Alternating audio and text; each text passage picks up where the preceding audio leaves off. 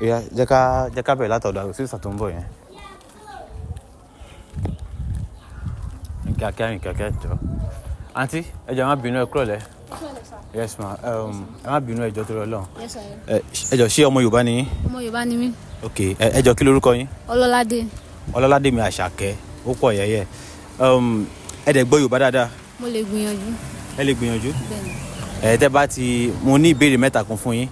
Tẹ́ bá dẹ̀ gba ìbéèrè mẹ́tẹ̀ẹ̀ta yẹn 10,000 naira ti dúró dè yín báyìí. Ìbéèrè àkọ́kọ́ fáwẹ́lì mélòó ló wà ní èdè Yorùbá? 5. Fáwẹ́lì 5. Wow, that's great. Wọ́n ń gbà á lọ. Ẹ jọ̀ọ́ ṣé lè bá wa dárúkọ 5? Ayẹyẹwò. Orin náà ni question yẹn simple poem. Ayẹyẹwò. Ok, ìbéèrè ẹlẹ́ẹ̀kejì mà. Ẹ jọ̀ọ́ sílébù mélòó ló wà nínú àgbélébù? Àgbélébù 4. Àgbélébù. Wọ́n sì ń gbà lọ náà ni kò sí wàhálà. Ó dàgbà fẹ́ jẹ́ owó wa. Ìbéèrè ẹlẹ́ẹ̀kẹta àkànlò èdè ni. Ẹ jọ̀ọ́ àkànlò èdè wo ni a lè lò fún pé àṣírí ti tú? Àṣírí tú, àkàrà tú sépo. Àkàrà tú sépo. Wow, wọ́n ti gba question wa o. Wọ́n dẹ̀ ti jó wa lọ, kò sí wàhálà. Ẹ jọ̀ọ́ máa ṣe transfer ni máa ṣe sí yín. Okay. Báǹkì wo lẹ̀ ń lò? Access Bank. Account number? 00 87 79 4130.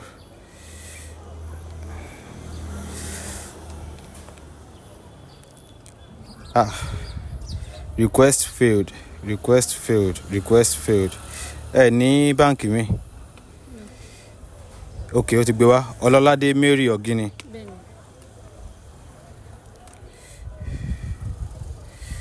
Ọlọ́ládé Mary Ọ̀gíní. Ṣé orúkọ Yorùbá ni Ọ̀gíní? Orúkọ Yorùbá ni. Ó ga ọ. Ọ̀gíní, not Ọ̀gíní. Ok, Ọ̀gíní. Successful. Wow, thank you very much. Successful. Ẹ check ẹ bẹ́ẹ̀ yẹn. Ẹ ṣé gan. Ẹ jọ̀ọ́ ní orí TikTok ẹ follow wa at Sheilis Bone Cracker. Sheilis SHELIZ Bone Cracker. Orí Facebook, orí TikTok, orí Instagram Sheilis Bone Cracker. Tàbí kẹ́ search fún cracker tó gbajúmọ̀ ó máa gbé wá fún ìgbéga àṣà àti ìṣe ilẹ̀ Yorùbá. Ẹ ṣé gan. You are welcome. Ẹ ṣé gan. Thank you. Yes sir. Yes ma.